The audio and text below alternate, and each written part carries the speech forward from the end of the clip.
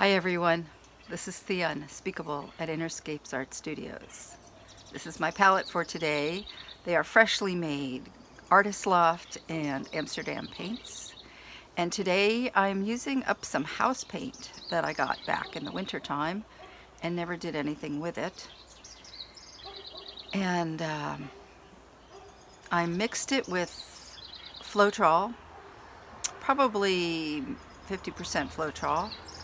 And now I am coating the canvas with it, putting a little color on, and I'm going to swipe just to coat the canvas to create that kind of marbleized background for this project, which I really like. There is no silicone in any of the paints or any of the materials used in this project today. So I'm doing this. I haven't done one of these in a really long time. And instead of editing out things, I just speeded it all up. So if you want to slow it down, you can in the settings icon on the lower right corner of the screen. There is a little gear flower looking thing. It's the settings icon. And you can go down to 1/4 of the speed, which is still faster than usual. But this took me a really long time. I tend to think about it when I soak the yarns in paint, and I don't go very quickly at all. So as you see, it's a yarn paint soaked floral. Now why I'm doing this is I keep painting and I'm looking for a tactile way to connect with my visualization of a really transformative future coming up. Something that I, or we as a culture, have always wanted to become, but didn't have the time, the resources, the momentum was always moving in a certain direction. So, like water, you follow the direction that everything's moving in. Well, when the cards are up in the air, like they are now, there are so many possibilities of what can happen, and negative and positive. So it's so important to create a vision for the future. But you need to have more than vision, and I've learned this in many ways at many different times. And so when I talk on a really large scale, it's too abstract. But if I just talk about my own experience and my own personal artwork, I'm having kind of a slow time. I keep painting, but I'm not liking it. I'm not sure where it's going. And I keep doing it to stay engaged with the creative process.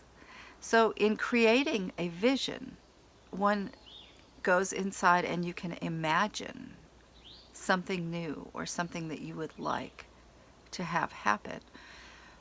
But in order for it to fully form, what's the difference between that and wishful thinking? The difference is sensation and creating and allowing, not just making it up from your mind, but opening up to more subtle and subtle sensations in your body and creating a sensation of that happening. So I learned about this a long time ago when I used to dance, and we had to learn patterns and combinations and sequences of movements. You could think about just doing it, but that wouldn't really help. But if you just slowed down your thoughts and imagined it in your body while you were thinking about it, it was 10 times more effective.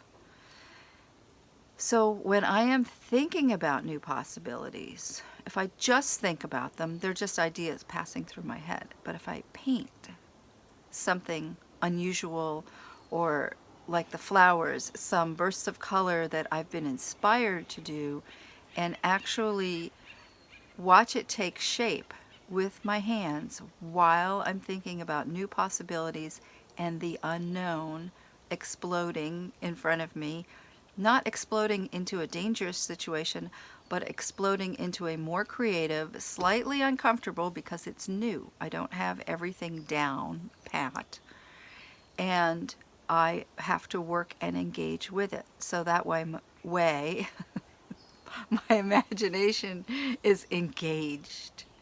It's engaged with the movement, engaged with my breath, engaged with the subtle sensations in my body. And there's a back and forth of breathing, of receiving impulses and acting out impulses in the body.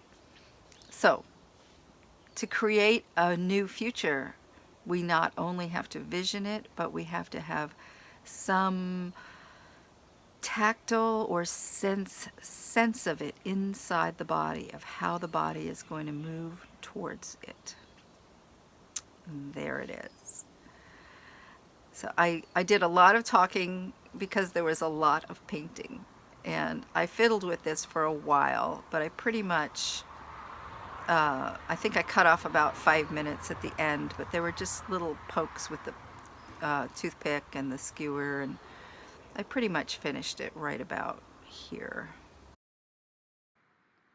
I kept doing little dabs of paint, but that's about it right there. And you'll see how it dried. It dried much darker, which was quite nice, actually. The colors are more vivid.